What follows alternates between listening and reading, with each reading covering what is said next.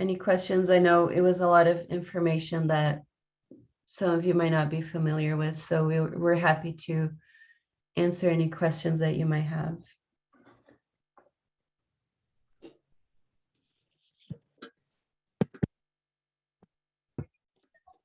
Yes, will you guys be able to email us this presentation if we like? So the presentation will be up on the website, which is cincinnatidisparitystudy.com. Got it. Okay, perfect. Let me write that down. Because I always like to go back because I'm positive I've missed something here. So when I go back and dissect it, I'll be good.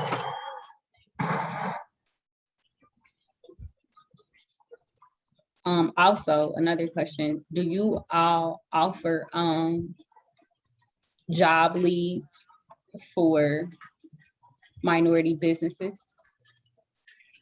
So no, our scope of work is as researchers and as, policy recommenders. Mm-hmm. So we would not be specifically providing job leads, but hopefully the outcome of our study will indicate and provide better access to the contracting process at the city for everybody. Okay.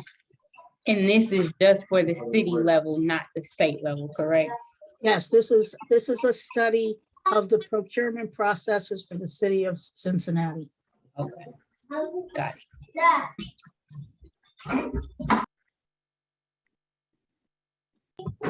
Thank you.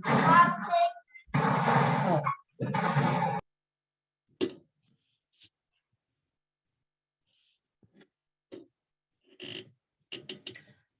Do we have more questions?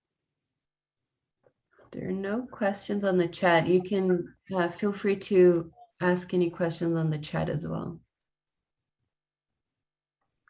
We do have a dedicated email address. So if you either have questions or if you would like to kind of tell us your story of doing business, attempting to do business, or if you haven't even attempted to do business with the city, why not?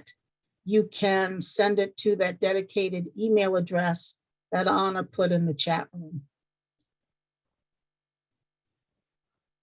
Hi, this is Jimmy Lumpkin with Diversified Supply. How are you? Good. How are you this evening? Great. I'm doing great. We have actually been doing business with the city for, I think, going on 3 years as an electrical distributor, wholesale distributor. And we love the business that we're doing with the city.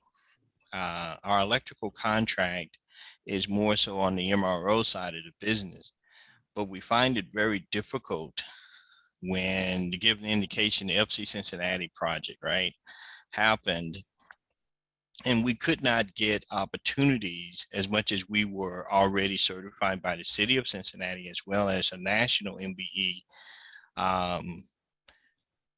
minority company certified.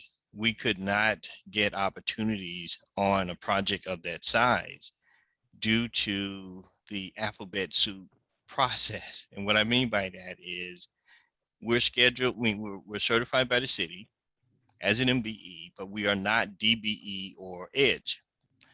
And because the subcontractors were trying to utilize 3 certifications to count, and we were being told the more they could utilize multiple or more, the better off they were. And I'm thinking, no, the MBE certification had the highest percentage that they were trying to get on this project. 1 should be plenty, but we found we couldn't get any opportunities because of that game being played. So my question to the group here is, as you're doing this disparity study, or the city is counting economic inclusion, have you guys considered training programs for the contractors in the city and how the correct way to go about counting the MBE and DBE and EDGE certifications and reporting it? So thank you for your comments. So our study is to determine all those things. Okay, First of all, it's up to us to determine, is there a disparity between the availability of minority and women-owned firms in the marketplace and those that are being utilized by the city dollar-wise. So, for example, if there are 100 engineering firms in your marketplace and 10 of them are African-American owned, then you have a 10% availability. And then we look at the dollars spent. Let's say there's a 2% spend, we have a 10% availability compared to a 2% spend, there's a disparity there. So the first thing we have to do is, first of all, figure out, are there some issues that have led to a disparity in utilization, between utilization and what should be expected based upon the availability of firms in the marketplace. Once we determine that, and if the answer to that is that there are disparities, then we have to determine what's the best course of action to fix them. And that's when heavily we turn to all of you, because we may see statistically, using a number of methods, that there are some issues, but how we fix those issues will be a combination of things, which includes our expertise, having done this for 27 years around the country, and also being practitioners and not just researchers. But also we get a lot of the cues from you, because you all are going to tell us where the issues are. So if there's something that you have experienced that you think would be helpful to us in terms of fixing anything that we see that needs fixing, that's where you come in to tell us that. So, we can walk into any jurisdiction and perhaps see that there's a disparity, but each of those jurisdictions is going to have a very different way of fixing it based on what the issues are. So I'll give you an example. We did a study recently where slow pay was an issue, big issue. Firms were taking 6 months, sometimes 8 months to get paid.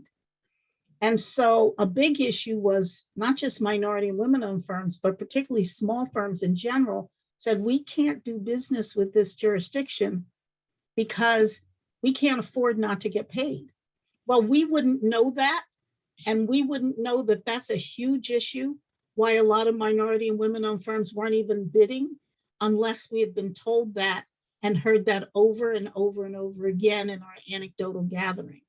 So you all are critical to telling us what your experiences have been. And by the way, we're not just looking for negative experiences. We need positive experiences so the city knows what it is that it's on the right track of doing. So if you don't tell us kind of the good and the bad, we won't know those particular issues that may impact you. But first, we have to see if there's a disparity in the first place. And then we have to figure out what has to happen. And by the way, even if we don't see a disparity, that doesn't mean that we can't recommend to the city various ways for them to create and more opportunities and a smoother method of giving access to the procurement process, even if they're race and gender neutral ways of improvement. understood. That was a very Thank long you. period of answering your question. No, That you really is answered. saying, yeah, okay. You answered, and I will make sure I give the positive, because we've had quite a few positive throughout the 3 years we've done this with the city. Right. But we definitely see improvement needed. Yeah, so we need both. And by the way, if you have not done business with the city, and maybe you've not even tried, we still want to know why you haven't tried. I have not done business with the city as of yet. However, I am double minority certified with the city of Cincinnati. So as of right now, I'm just learning this. So even with the registration or the approval of the minority business status, no one ever emailed or said, hey, go here and register with the city. And as I'm on this call, I'm on the city's website now, registering as a vendor. Good for you. So like, oh, okay, well, hold on, let me even register as a vendor because I don't get emails from the city, and I'm wondering like, well, I've had this minority business status for a while and I'm doing nothing with it with the city. Like, I don't know what website to go to look for jobs, but now I see it. So Okay. I think we have a comment in the chat room.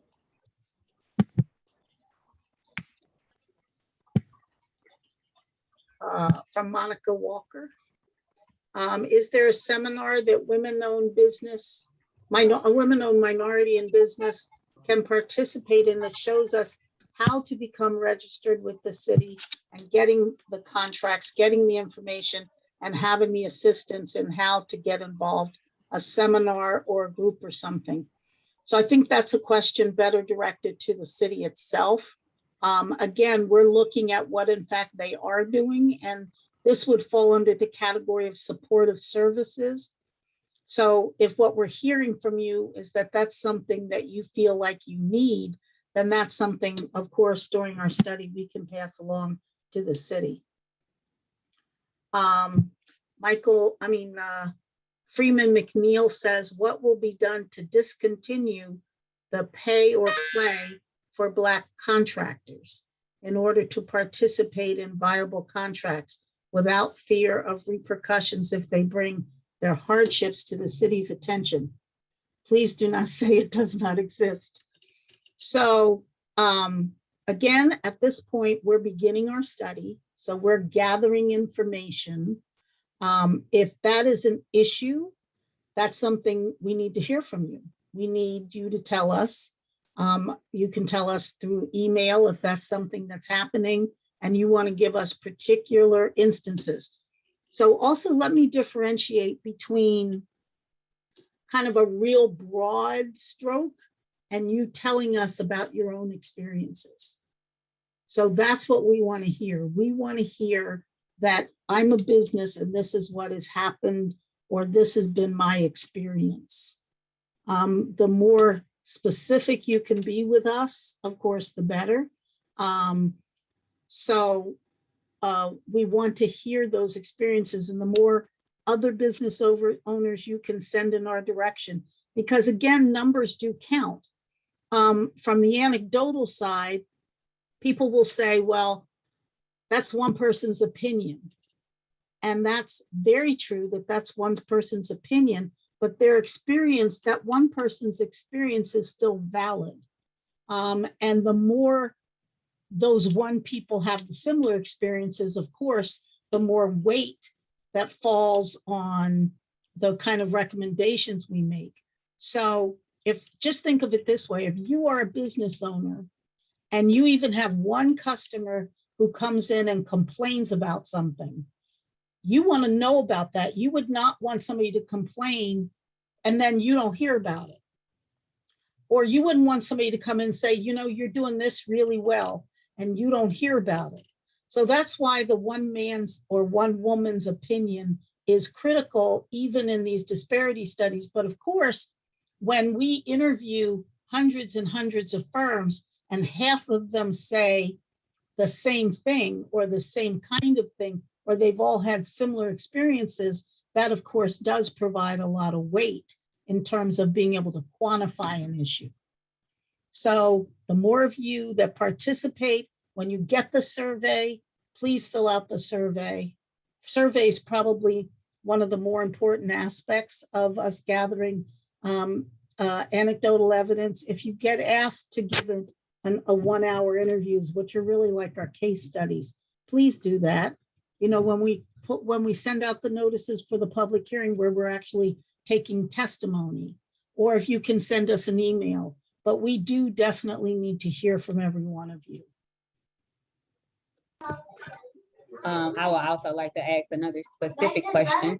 As I'm on here, I'm on the City of Cincinnati's website. If anyone can chime in and help, I would like to just register as a vendor, and it's asking me for a user ID number. I don't know that. I don't even know where to get that. Is that something that someone who has already done this process can help me with?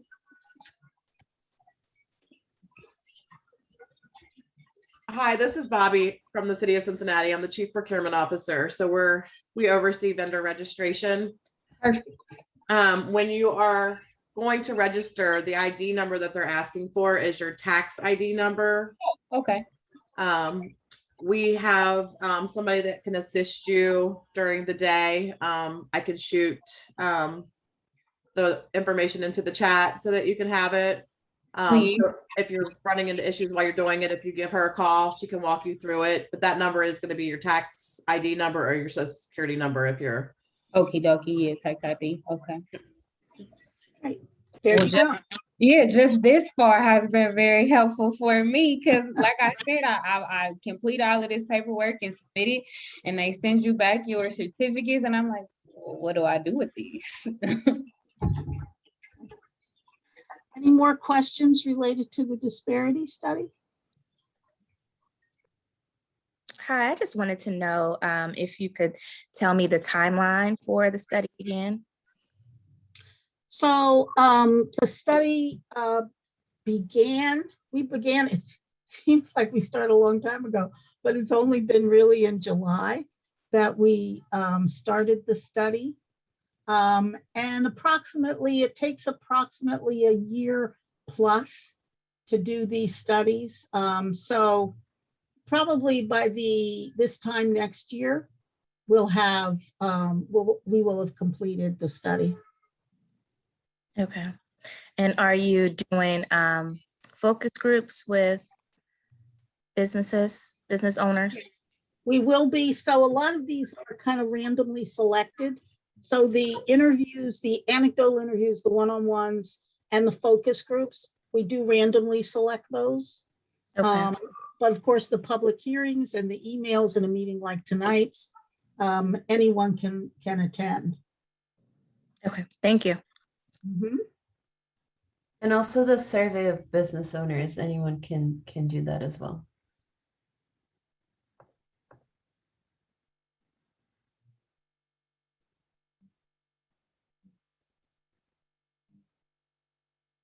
It seems like we answered all the questions in the chat. When is the survey going out? The survey will probably be going out in the winter around November or December. I think it's October. Oh, October. It'll go out. my bad, yeah.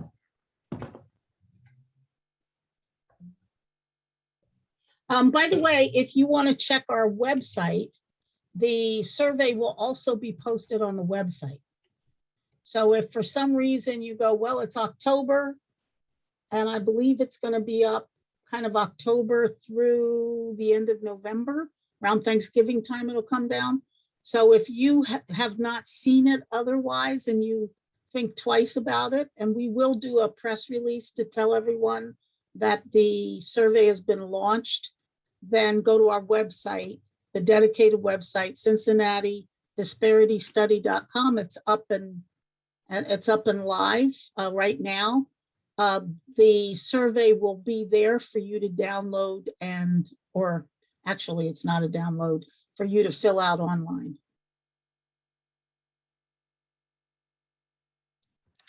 Do you have the ability to present to community groups about the study? Yeah, we do. As a matter of fact, I will put this plea out as well.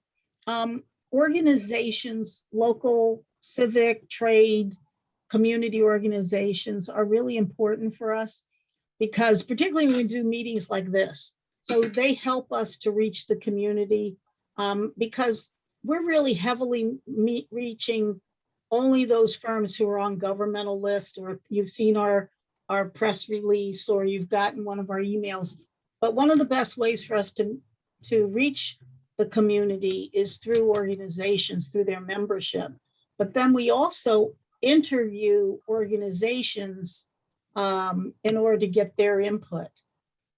So yeah, we are very interested in any organization that you think we need to talk to. And if you will put their name in the chat room, we're happy to reach out to them. We have kind of a preliminary list now, but we would love to add to that. So I would like to recommend myself with All in Cincinnati. I'm sorry, What's- could you repeat that? It's All in Cincinnati. My name is Denisha Porter, and I am the director. Oh, great. All in? All in Cincinnati, yes. Got it. I will reach out to you this week then. Okay, sounds great. Thank you. Yes, Anna is really the person who oversees our community outreach, so she will, you'll see a lot of her. Michelle, we have another question on the chat. Will you be comparing this current study against last disparity study to see if any improvement has been made? So there's a little bit of that. We have to be careful because there are different methodologies. We didn't conduct the last study, but yeah, we'll make some rough approximations between, you know, what happened in the last study and where you are now. But it won't be kind of apples and apples because the studies, you know, study methodologies kind of evolve based on the, as Anna said, based on the case law. But so we'll do as rough an approximation in terms of some comparisons to see, you know, what happened before and where you are now. I also see what other ethnicities will you be looking at? So all ethnicities we're looking at. So the study groups are African Americans, Asian Americans, Hispanics, Native Americans, non-minority females, and then the kind of measuring group or the constant group is non-MWBEs. So that's not just white male-owned businesses, but it could be publicly held businesses. So it's everybody who's not a minority or woman-owned firm, and we do break it down by ethnicity. I see a couple, I see a bunch of things in here, okay.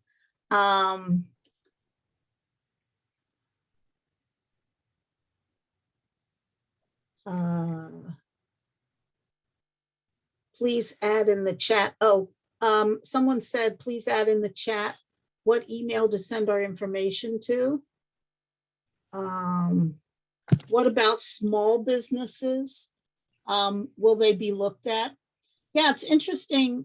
You know, the majority of minority and women-owned businesses are in fact small businesses. So our study is really focused on minority and women, but you can't help but also look at small businesses as a race and gender neutral group that will include that. And what we find is that there are some things, even after a disparity study, there are limited things that you can do that are race and gender based. However, you have a lot more freedom to do things when you're doing race and gender neutral remedies like small business programs.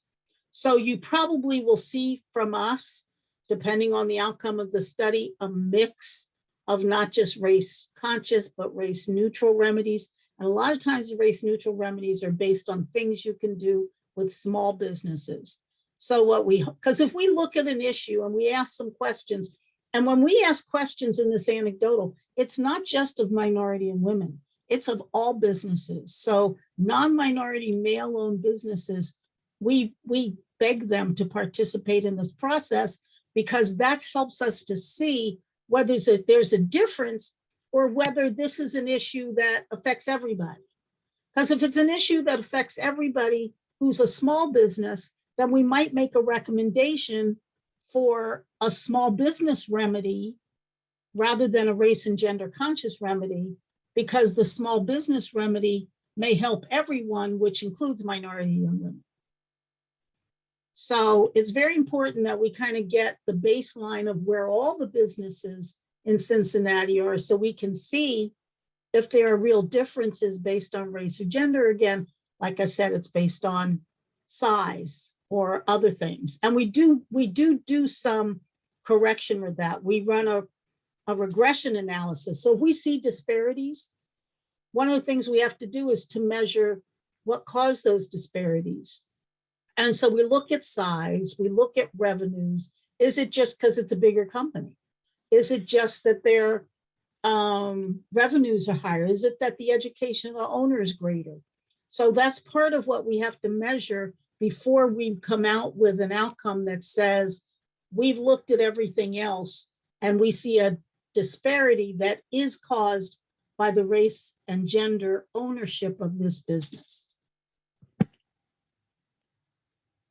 When is the survey? I was part of the previous study. Okay, so you were part of the previous study. What will be different in this study from the last one? So we don't know because we have to get all that data. So disparity studies, I know you've probably had a couple. We did one, I think, long before I was with the firm, and I've been with the firm 13 years. Our firm did a study for Cincinnati, I guess, early 2000s, or late 1900s, 19 something. But this kind of begs that question, why are you doing another one? And what happens is disparity studies become stale. And one of the things the Supreme Court said in Croson is that you really can't have stale information, and that these programs are meant to have an expiration date, a sunset date. So if you did a study 5 years ago or 6 years ago or 10 years ago, and you put a program in place, that program can't stay in place for forever, because the whole idea is it's supposed to be remedial. It's supposed to fix something. So you have to come back every 5 to 7 years to say, well, is this still an issue? Do we still have a disparity? And what's causing this disparity? Do we need some new recommendations? So this study is a brand new day. It doesn't overlap in time. We're looking at 5 years. We're looking at all of the spend from 2016, 17, 18, 19, and 20, which is not the same as the spend from a previous study. So we start with a fresh slate. We're looking at what was the spend, who did the dollars go to, and then we can do, again, kind of a comparison. But what's different about this study is the time period that we're studying. And the outcome of the data, hopefully you've seen some movement since your last study, but also that will tell us whether the remedies that were proposed in the last study worked. Are these things, so each study is meant to have some remedies that you want them to be change agents. And if they're not, then you got to come back and do something different. So if we look and we say, well, gee, there's still a disparity, and then we look at what you've been doing, maybe we have to step up what you've been doing a notch. Or maybe we need to make some different recommendations. What we wouldn't recommend that you do is continue what you've been doing without some added tools. Everything you do is like tools in a tool belt. And if this tool works a little bit, then you keep that tool, but maybe you need to add some more tools. Okay. Will the Department of Economic Inclusion be provided the website link to post on our website? Yeah, absolutely. Anna, you can connect with Valeria Swope, and we'll make sure that you have the link to our website. The website is cincinnatidisparitystudy.com. I've answered that one. Great. So Allied Construction Industries, we would love to interview you. So Jordan Vogel, you've just volunteered. We would love to interview you as a commercial construction trade association. It would be my pleasure. Okay. Anna's got you. All right. Mortar Cincinnati Entrepreneurship Academy would love to hear from you. Oh my goodness, we would love to talk to you. are you kind of a business incubator, kind of that kind of thing, helping people to start businesses or be involved in new businesses? I think that came from Adalia. She's still. Say one more, Adalia still- please. Okay, we'll take that message as well and contact you.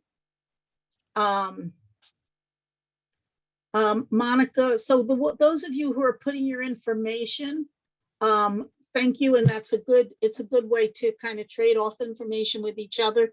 I think most of you, if you registered, which I think you had to do to come in this meeting, we will have your email addresses to make sure that you're on our email blast list.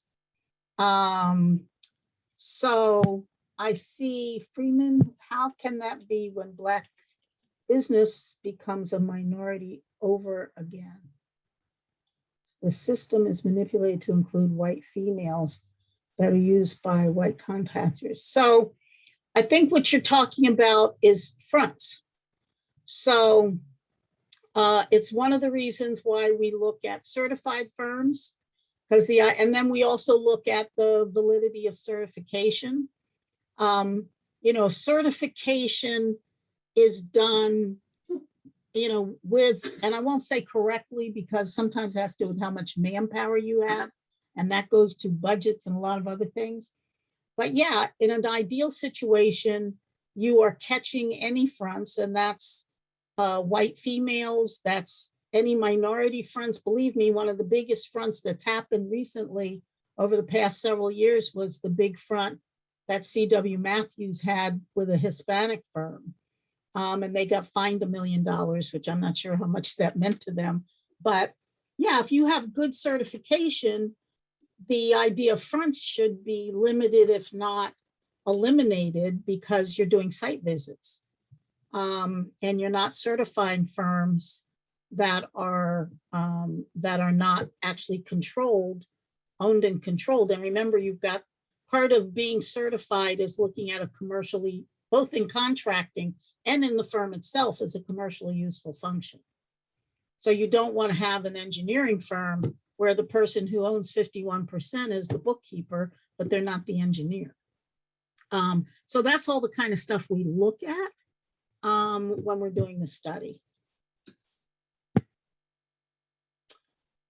Does exercise cuff commercially useful function? Oh yeah, I just talked about that. There you go. Mr. Lumpkin, I just covered that without even seeing your comment about commercially useful function. You did, thank you. Yeah, commercially useful function isn't something that is a directive of ours. It's not part of our scope of work, but it comes up in how we evaluate certification. It's how, we hear if there are issues of, how you count MWBE participation. We don't count participation if there's not a commercially useful function. So all of those, what you're bringing up are really contract compliance issues. And those are things that, based on the outcome of the study, will make recommendations to the city. And I can always tell you, we're going to make recommendations that a jurisdiction always focuses on the 5 aspects of contract compliance. One of them is certification and verification, which really looks at the issue of commercially useful function. I think I got all the questions in the chat room.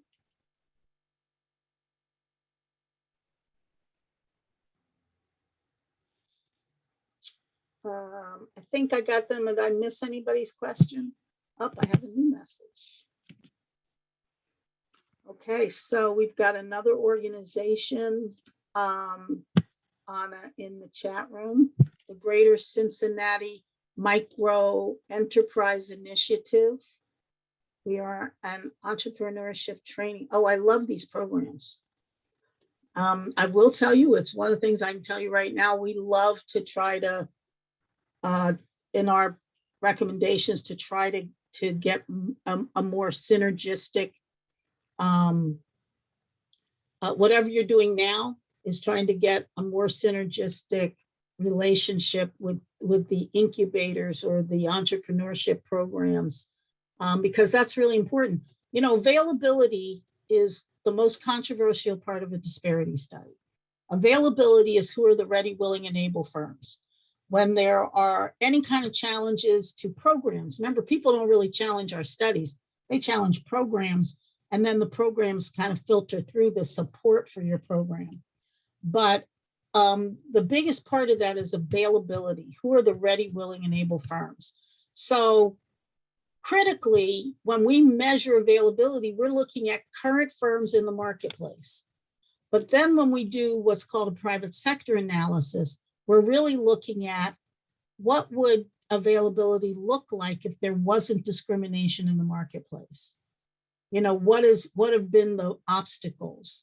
But the reality is that when the city of Cincinnati gets a list from us today that says, here are the ready, willing, and able firms, they're looking at, they want to see firms who I can give a contract to today, either as a subcontractor, as a prime.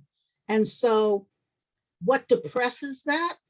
Certification, lack of certification, and lack of self-employment. So what do you have to do to get more? Is there a depression of self-employment in the marketplace as compared to non-MWBEs? You know, are minority and women-owned firms equally as likely to start businesses? If they're not, what's depressing that? So there is kind of this econometric viewpoint, not just of what it is, but what should it be, but for discrimination.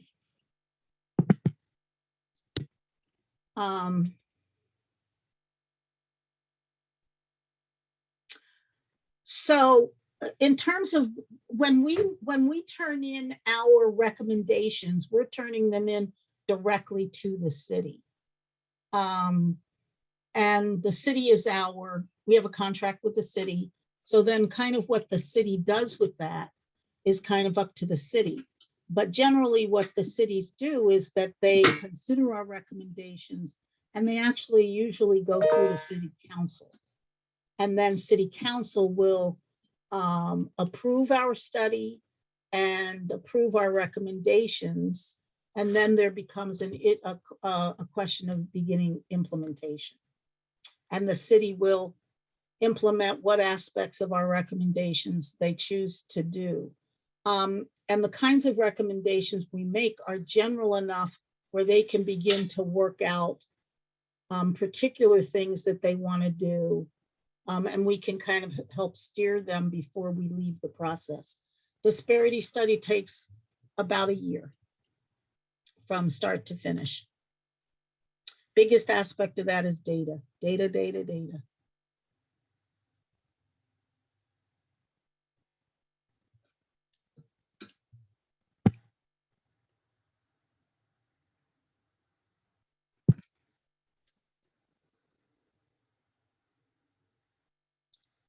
Any other questions?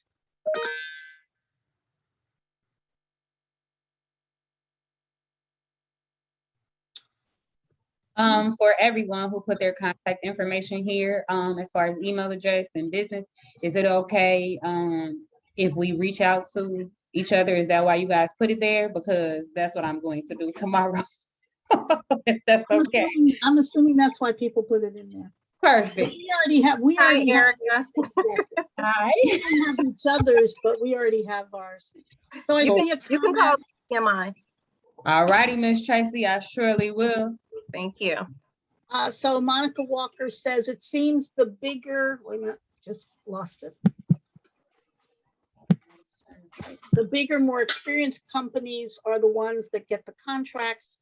Like you said, being able to start financially as a new company is the hard part of getting the contract. So one of the things we look at is there in this private sector or marketplace disparities chapter, as we look at, is there discrimination in credit markets? Because if you can't get credit, it's hard to sometimes expand.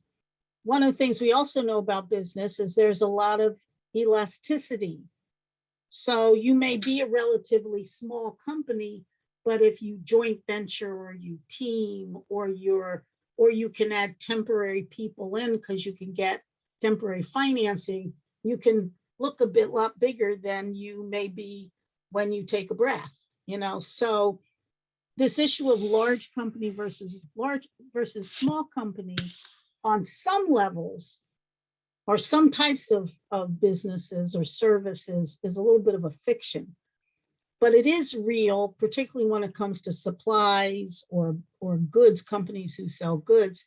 That obviously is a big thing. And the more financing you get, of course, the better. So we will look at issues of like sizing of contracts. Are there just all these big contracts that could potentially be broken down so small businesses could have more bites at them? But at the end of the day, some of this does come down to the city's commitment to helping to grow businesses. And I really do believe the history of doing these studies, and we're willing to roll up our sleeves and work with the city to and I really do believe that the city historically has had an interest in wanting to see its local small businesses succeed. So what we're providing are some concrete things they can do to help you succeed. And of course, it's our hope that they'll turn those into policy, things that will help you all to succeed. And sometimes that's hard when you've got maybe state law, procurement laws, or even local procurement laws that say what we really care about is the lowest price. So we have some recommendations that go with that, even when you're required to have the lower price, because how do you have the lower price when the big companies can always underbid you? So we have to make some, if that becomes an issue, we always have to, let's work with okay, what do we do about that? So that particularly local small businesses can thrive.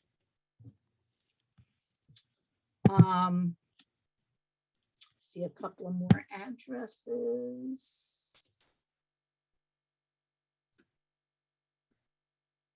Okay.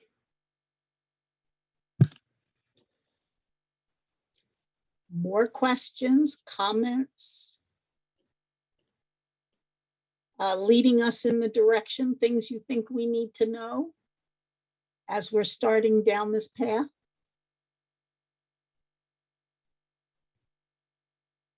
This is really our first introduction to the business community. Again, we've been involved with Cincinnati once before, quite a while ago. But most of us who are working for the firm now, like I said, I've been there 13 years. And so the work we had done was really preceded me.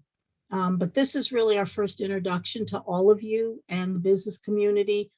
We would like to understand when we do a study, we want to kind of immerse ourselves a little bit more in understanding who you are. So we're not making any cookie cutter recommendations, or there's no cookie cutter study here, but we're really trying to address the characteristics and the environment in Cincinnati. And that's everybody working together, the city saying, what can we do to help you grow? What can we do to be more inclusive? And you all help us when you participate in things like this. And by the way, we got a really great response in terms of our registration. Not as many people registered did come to the event tonight, but we had a lot of registrants. Life happens, so we understand that they'll have more opportunities. But please encourage people to talk to us and to participate. Unless it's a public forum, we do keep your names anonymous. You'll see AI1 said this, who's an African-American IT company owner, told us this. So-and-so told us that. But we don't use names in our report. And to the extent that you're not in a public forum, we do keep those anonymous because we do want you all to speak candidly with us.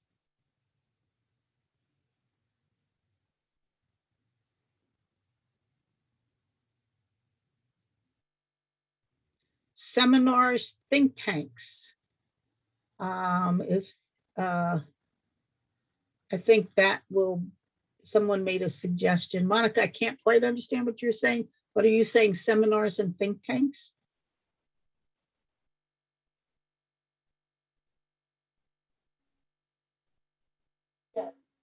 Okay. Grants available. I mean, that's one of the things, always money helps, you know. So we'll look at what kind of relationships the city has with bonding programs, existing bonding programs.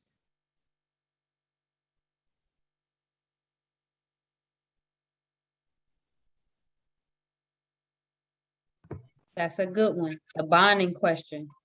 So you have programs that help with bonding?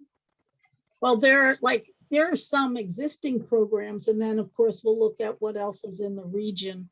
But Okay. you know, the SBA has a bonding program that, you know, the city may already, we're still in the process of seeing what the city's doing already, but you know, those kind of things are available. You know, there are anchor institution programs. You know, you have anchor institutions who exist in your community who the city can potentially join forces to. So those are things, you know, again, we can look at things like supportive services, what specific supportive services the city undertakes. We can make some suggestions of what we've seen. And one of the things we find is really helpful is that we love to connect municipalities and counties to one another, because that's a great way for them to learn what's working and how did you make this work and what did you do and how long have you been doing that and how have your numbers changed, and you know, help me, you know, the people who are in these positions all around the country really have tended to be very helpful to one another. So the other thing we can be is a bridge to places that are already doing something that maybe you guys hadn't thought to do.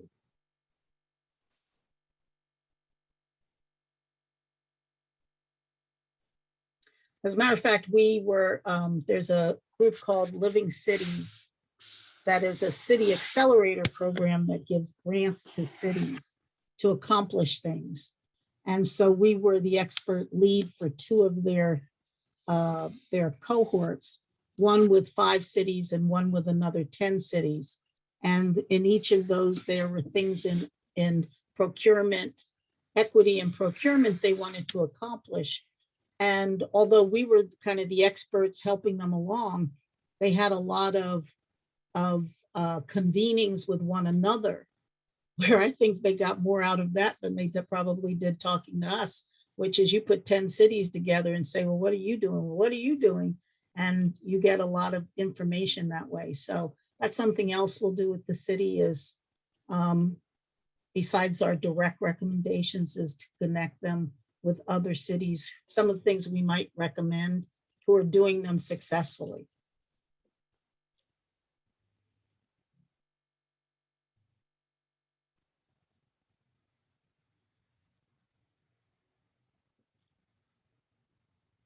Okay, great. My parts expressed. Great. Okay.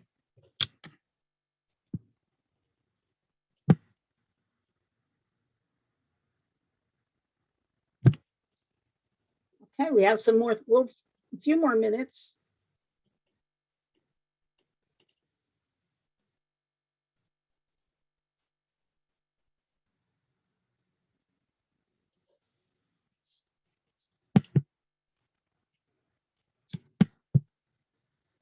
I do know we have, I think there are a couple of members from the city themselves who are on. If any of you would like to say anything before we close out, kind of now's the time if you'd like to say anything. So this says, when is part 2? So part 2, I guess, will be our public hearings. That's the next time we have a public meeting, and that'll be in the winter. So we'll do a press release. All of you will get emails directly from us, email blast saying when that is. And that's really a time when we're not talking, So if you get an invite to a public hearing, that is a listening session for us. It's where this time we're talking to you, telling us what we're doing. That one's where you all come and talk to us. Tell us about your experiences.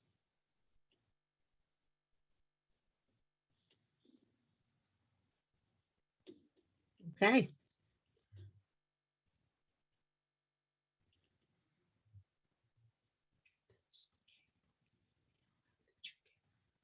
Oh, how did we get your contact info? So we gathered the city's contact information. We got contact information from the state. I believe we got some county information, again, from their distribution list and their vendor list and certified lists. And we kind of combined all those, and that's how we did email blasts. It's because you were at least registered to do business with some governmental entity, and we were able to get your email address that way. But most likely you were on the city's email notification list. Okay, well, we certainly thank everyone for joining us tonight. Keep communicating with us. If there's something you think of that you forgot to tell us tonight, please email us. Please tell us your stories. You want to tell us some big long story in an email? We're happy to read that and include it. Everybody's participation is equal. If you tell us something and somebody else tells us something, we're putting all that together into a pool of information. Okay, I see that comment, Tina. It would be nice if there was one certification for the whole state. You've heard that before, that you have to do all these different certifications. We'll look at that and see how onerous certification looks to us. We wish that was possible. I don't know what you all have there.